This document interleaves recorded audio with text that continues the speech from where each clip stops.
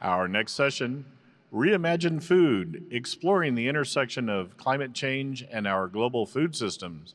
Please welcome to the stage Dr. Jonathan Foley, Executive Director, Project Drawdown. So how is everybody today? Great, pretty good, huh? Well, what are you gonna have for lunch today? Seriously? Tofu. Anyone? Veggies. Good answers.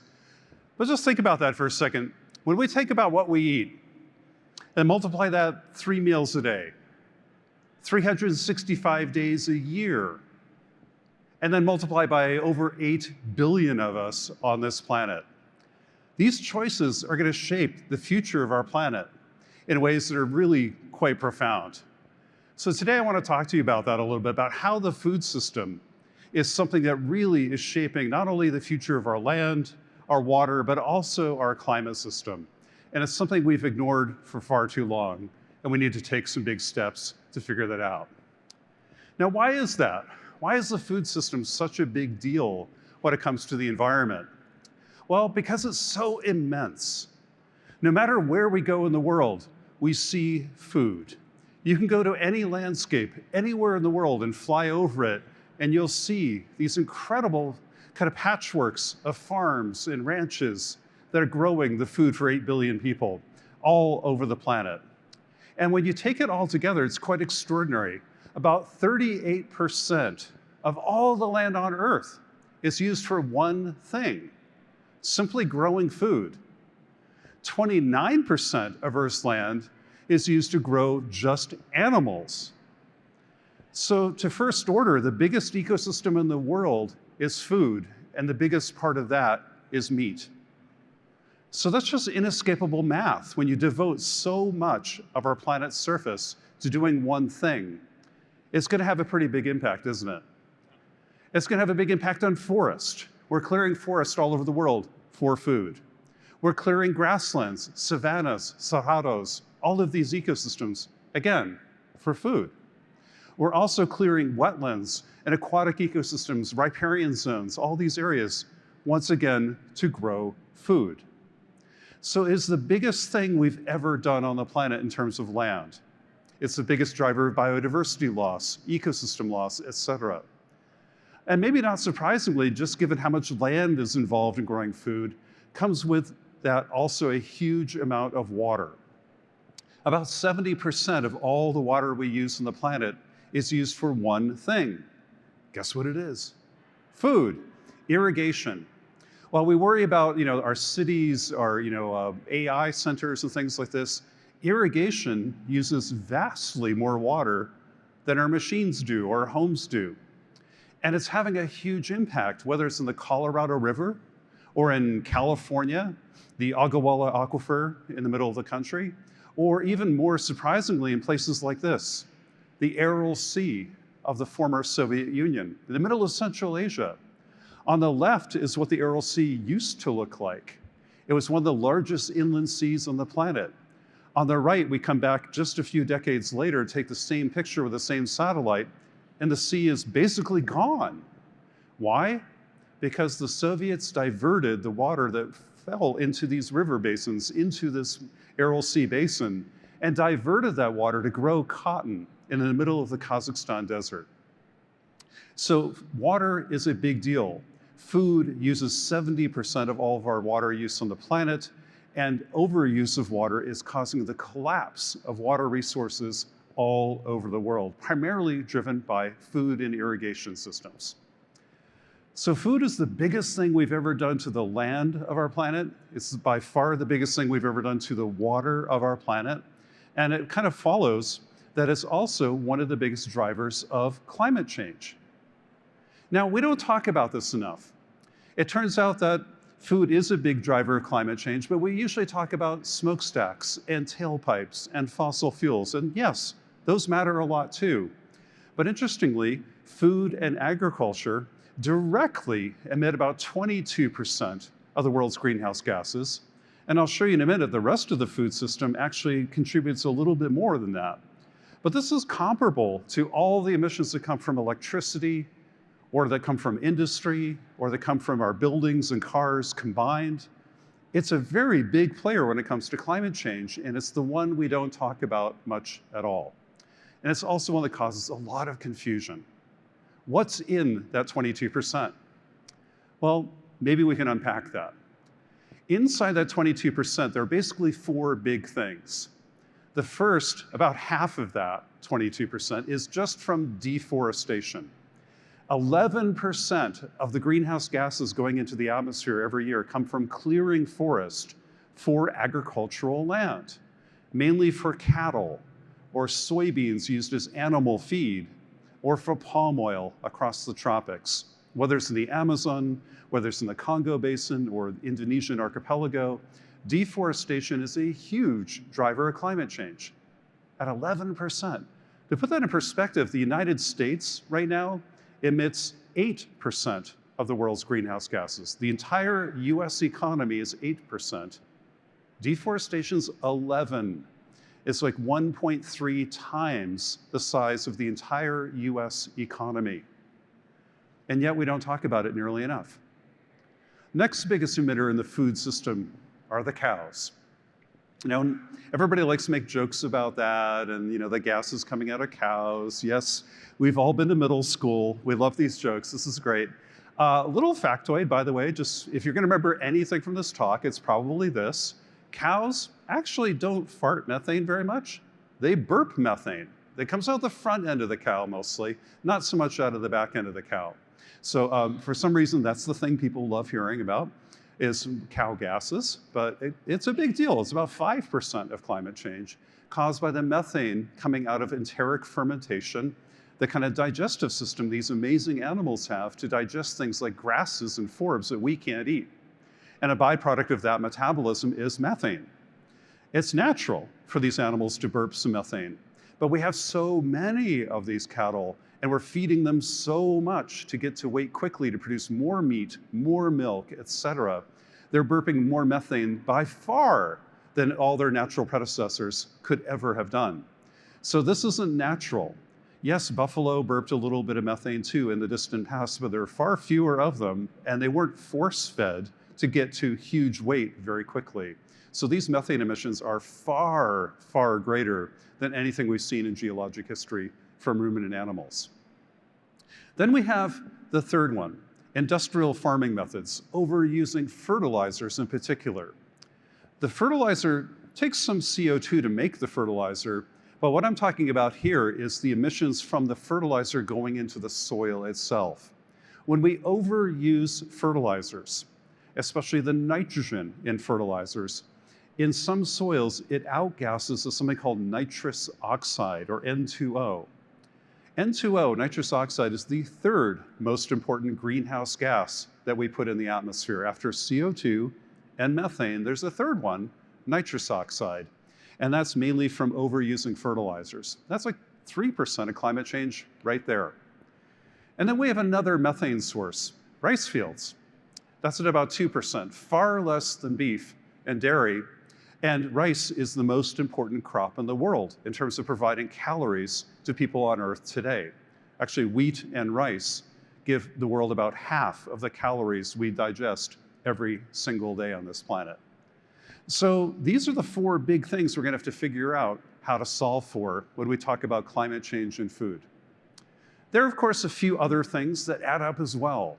These are the indirect emissions of the food system, not just growing the food, but all the things involved in getting it to us and what happens to food along the way.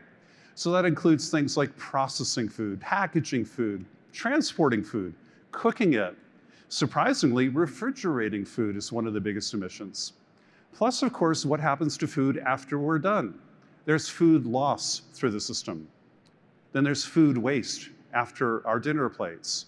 And of course, there are landfills where a lot of food is rotting, going back into the atmosphere.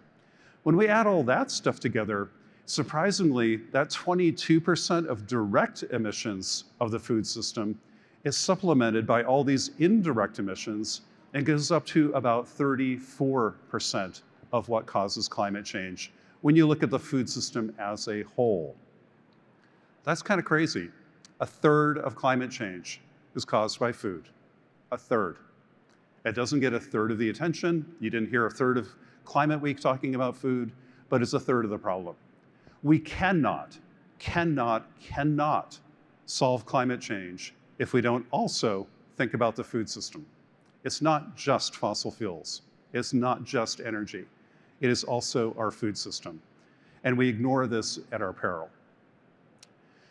The other really worrying thing about this is the only sector in the world where we've made no progress at all. Everywhere in the world, pretty much, these emissions are still rising. Whereas in electricity and industry and buildings and transportation, we have at least 40, 50 countries in the world that are lowering their emissions. In fact, every advanced economy in the world is now lowering their emissions from energy. They're lowering their emissions soon in transportation and buildings, and soon after that in industry.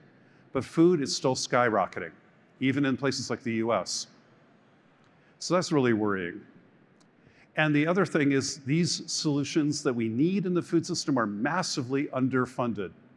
As I pointed out, food causes about 34%, about a third of climate change.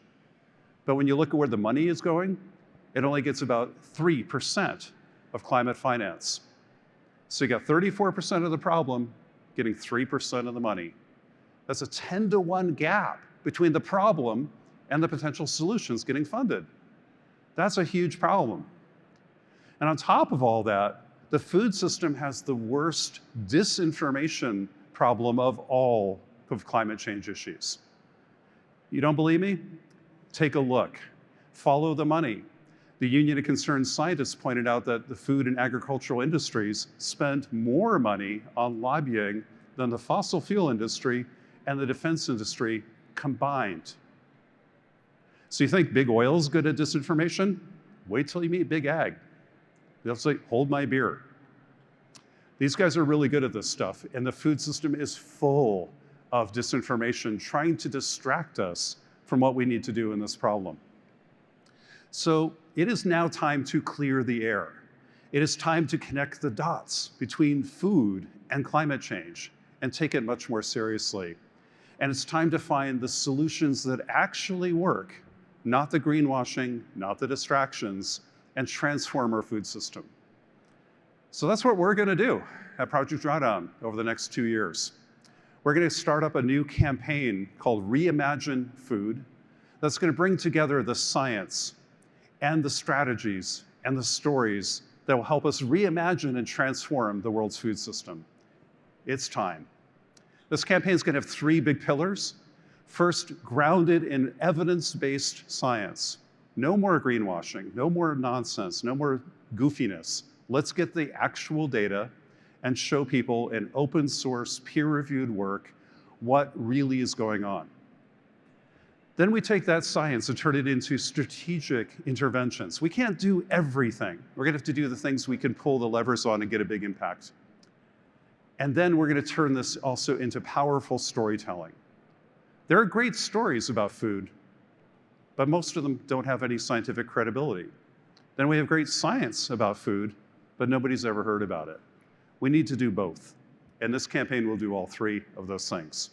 So let me walk you through this real quick. First and foremost, we need the science to tell us what works.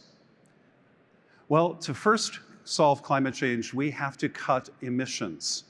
When a bathtub is overflowing, pouring water out into the floor, destroying your house, the first thing you do is you turn off the taps. Then you go get a sponge. So just like every other climate problem, we have to solve the problem mainly by cutting emissions. Then afterward, long afterward, we can maybe talk about a little bit of carbon removal to clean up the rest of the mess. But first and foremost, let's stop the emissions. And there are basically these ways to do it, 5 big ones. Shifting diets, we have to talk about this. We have to talk about food loss and food waste. We also have to figure out how to protect natural ecosystems, especially tropical forests that are being cleared to expand food production. We have to farm on the lands we have with far fewer emissions. And of course, we have to clean up the rest of the food system, including refrigeration, landfills, packaging, food transport, etc. These 5 areas are the key to unlocking most of the food solutions we need. Well, why is that going to work? First and foremost, shifting diets is really important. We all know this, but there's also a hell of a lot of denial and an awful lot of greenwashing around this. But think about the following. Beef alone is the most climate polluting substance you and I will ever touch. If I burn a pound of coal, I'll produce about 2 pounds of CO2 out of it. If I eat 1 pound of hamburger, though, it took 100 pounds of CO2 equivalent greenhouse gases to make it. Nothing else on a pound for pound basis, except maybe refrigerants, comes close to the polluting power of beef. We have to acknowledge this. This is inescapable math. We have to think very carefully about these super high polluting parts of our diet and see if we can trim that back a little bit. It doesn't mean everyone has to be vegan tomorrow, but in a country where half of the beef in this country is consumed by 12% of the population, and beef is 50 times more polluting than coal, pound for pound, maybe there are opportunities to tweak diets even a little bit would have a disproportionate impact. We also have to think not only about the personal level of our diets, but the macro impact of those diets and what they can have across the world. When less than half of the crops grown on this planet are actually fed to people, and more than half are fed to animals or cars, we have not only a micro problem of your diet and my diet and everybody's little diets every day, we have huge geographic scale problems of how we allocate the larger food system. We're not feeding the world, we're feeding the animals that maybe 5% of which we get to eat later, and we're feeding our cars. We don't need to do that. If we stopped doing some of that, we could liberate vast areas of the world and bring them back to nature. Let them store carbon, clean up the watersheds, and restore biodiversity. We also can protect areas like the Amazon or the forest of Indonesia from being cleared, working with local and indigenous communities to protect the forests they've lived in for millennia and that they love and cherish.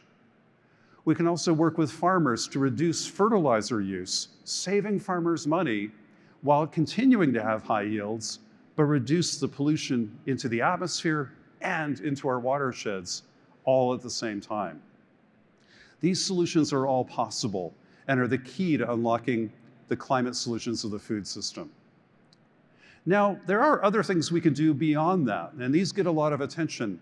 How we can maybe use land to store carbon as well. But just like carbon capture in the fossil fuel business, this can be a little bit of a distraction from doing the real work of cutting emissions.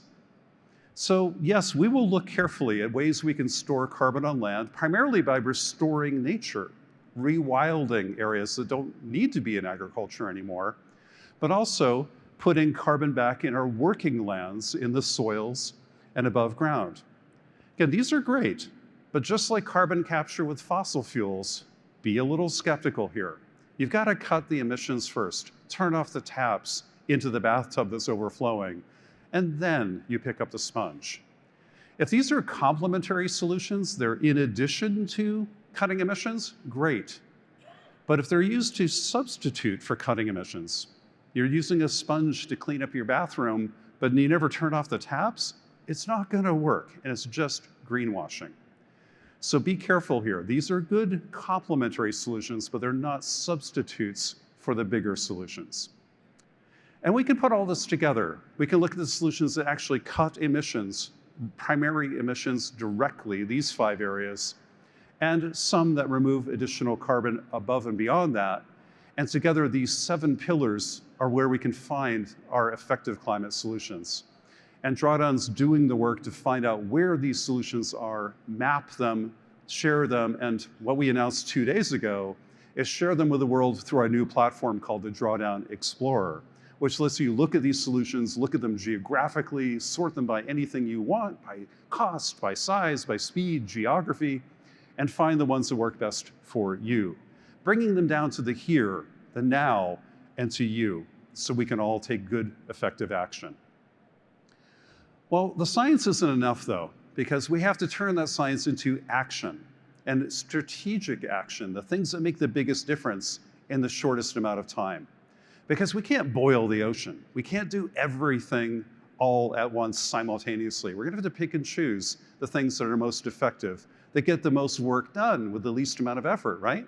We're kind of in a race against time, so we better get really strategic at this and find the leverage points in the system that we can pull. Well, fortunately, the science tells us how to do that.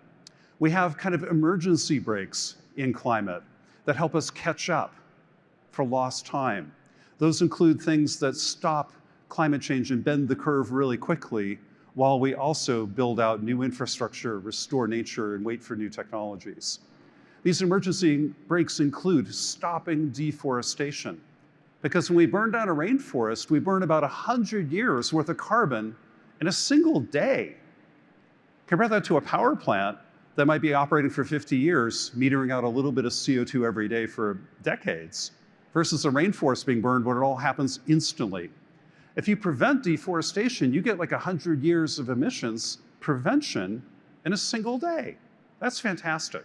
So stopping deforestation is one of the biggest, fastest, and cheapest and most important climate solutions there is.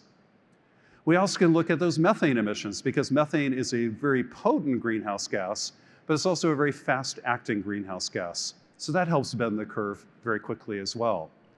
We can also focus not only in time, but also in geography by looking at places that can give us a bigger impact, whether it's the forests that are under threat, and especially forests that are kind of hot spots of carbon that have really dense forest and really rich soils, or it's focusing on where the fertilizer use and methane emissions are highest.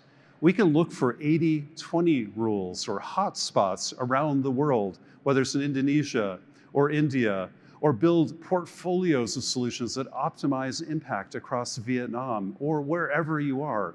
Working with geographic data can help us pinpoint the best places to focus.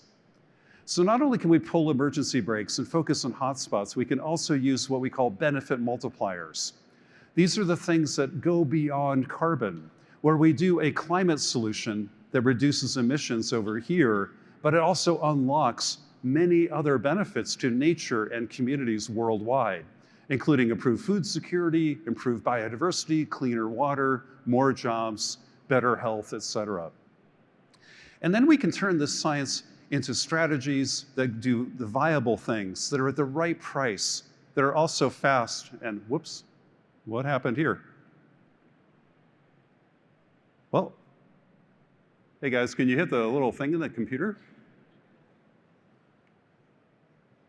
Well, okay. I think I'll just go without slides for a second. All right, so we're gonna just go without the slides now. So I talked about the science that we need to do to figure out what the real solutions are and avoid the greenwashing.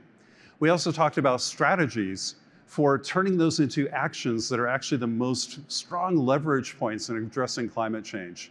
And the third part I wanted to show you, but won't be able to today, I guess, is also to focus on storytelling. Because we can hit the head all day long with facts and information and strategy, but we also have to hit the heart with relatable human stories of people just like you and me and everyone else that are relatable, but are also grounded in good science. So this new campaign we're launching, Reimagine Food. Oh, hey, wow, we're back. Cool, okay. I will have to whip through this real quick. Thank you in the back. I don't know what happened there, but thank you. So we're catching up to telling powerful stories will also be a big part of this campaign, where we want to inspire action by showing relatable science-based stories, but of regular folks that are actually approachable, relatable, inspiring, and make us fall in love with changing the food system. And putting this all together as a Reimagine Food campaign, we want to have content that's grounded in these science principles that has the science layer, a strategy layer, and of course a storytelling layer, all put together at the same time. Our target audiences are going to be mainly climate professionals, people who are community leaders, policymakers, business leaders, investors, philanthropists, and of course, the larger world of people who are concerned about climate change and want to motivate action in their communities. We'll be unveiling this over about a 2-year period in phases with different kinds of media, different types of content.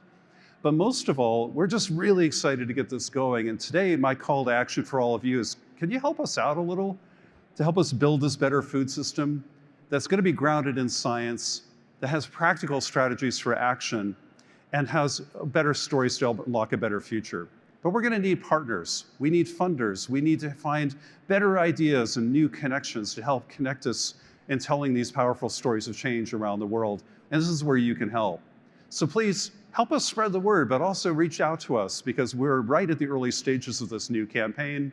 And we'd really like to collaborate with many organizations that are probably here in the room or watching later online. And we are looking forward to doing all this together. So thank you. Sorry for the little technical glitch, but thank you all so much and appreciate your time today. Thank you.